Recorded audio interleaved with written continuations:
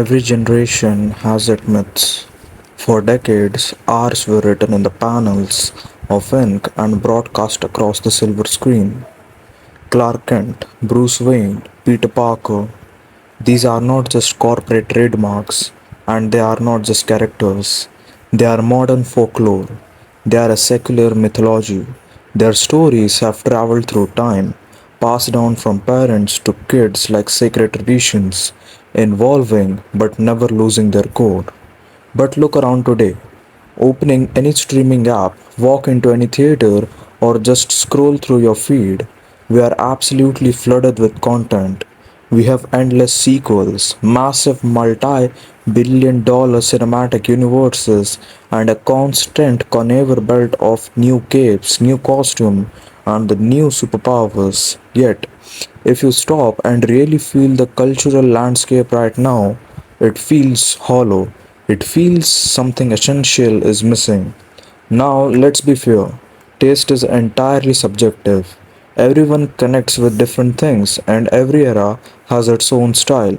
I'm not here to tell you that everything new is bad, but it begs a massive uncomfortable question. Why does it feel like this current generation has completely lacking a defining, legendary hero of its own? Where is the icon that defines our struggles right now? To understand what we have lost, we have to look back at what those classical heroes actually gave us.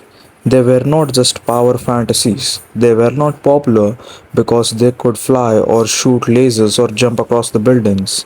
They became legendary because they were anchors when our own real world felt like it was drifting away into the dark. Think about your own life.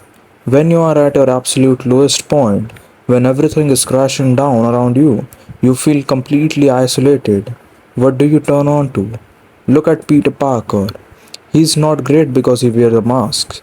He's great because the masks represent an ordinary kid who gets absolutely kicked in the teeth by life over and over again.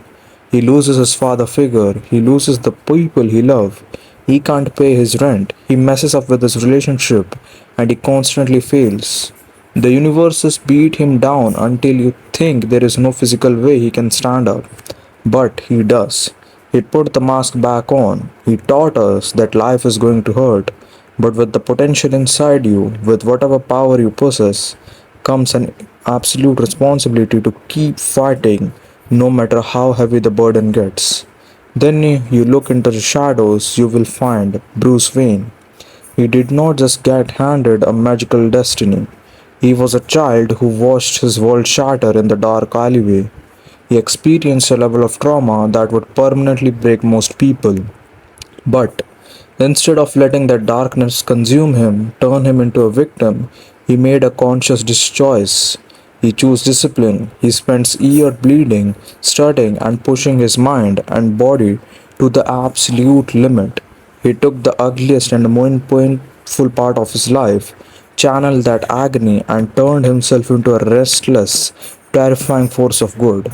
He proved to every single one of us standing in our own dark alleys that you don't need a superpower to change your destiny. You just need an unbreakable will. And then, on the complete opposite end of the spectrum, we have Clark Kent. In a world that is deeply clinical, a world that mocks seniority and treats kindness as weakness, Kent stands as an impossible ideal. He is being with the power of God. He could rule a planet with a single thought, yet his greatest superpower is not his strength, it is restrainment.